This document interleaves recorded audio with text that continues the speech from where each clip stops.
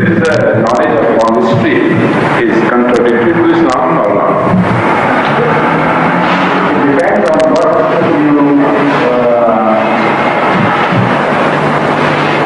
what type of palmistry you are referring to. It all depends. There could be a part of palmistry which may not be contradictory to Islam. And some aspects of palmistry are positively contradictory. So I wonder what you have in mind. Nothing particular at this stage. I'll explain. If by palmistry it is said that there are certain lines on the hand which tell of a fixed future, which can never be changed and which can be foretold by others, that is wrong. That is totally wrong. Because we have seen things having been changed by prayers, and that type of fixed future is not the Islamic concept of decree or fate. So because it contradicts the Islamic concept, automatically it is contradictory to Islam. But as a scientific branch of study of human nature's relationship to its physique, this is a valid subject. And it has authority from Hazrat Muhammad Mustafa sallallahu alaihi wasallam himself.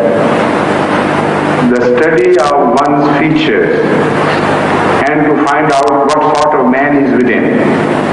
The study of feet, and particularly sole of feet, and to declare whether this son belongs to a certain father or not.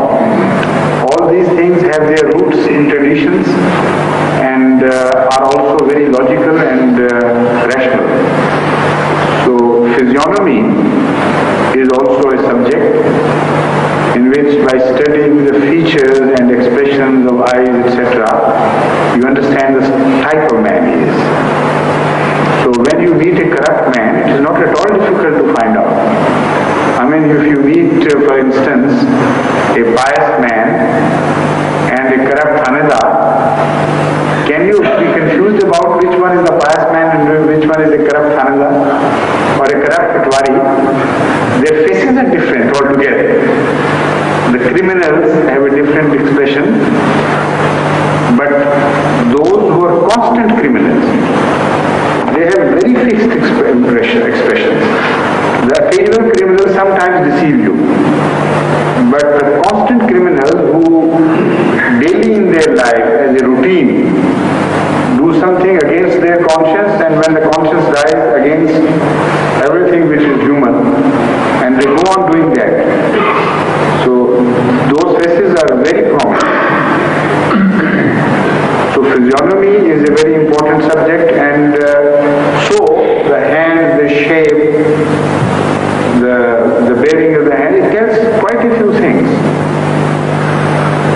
For instance, Sherlock Holmes is built on this, the study of this. If you are an artisan, what type of work you are doing is imprinted on your hand. And if you are a lazy person, your hand is different. If you are artistic and your hand is different. If you are an ordinary laborer, then the type of labor would decide what sort of hand you should have, and so on and so forth. So also the softness, the bleakness, or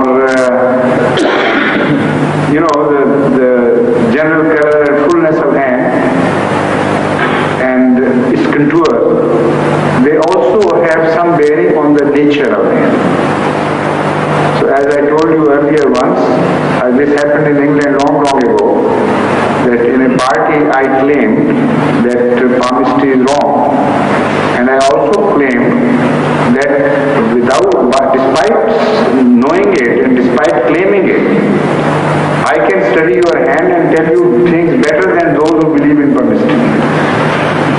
So one of them, Mr. Ian Call, who is now in BBC, some high up, he was also present in the party, and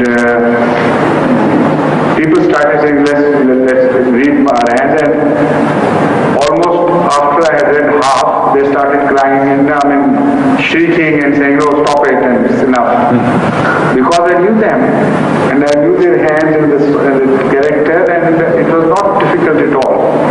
In fact, it was not just a lonely hand, because I had talked to them for a while. We were together in the party. Even those who had met me for the first time, I had got the measure of them, what sort of people they would be.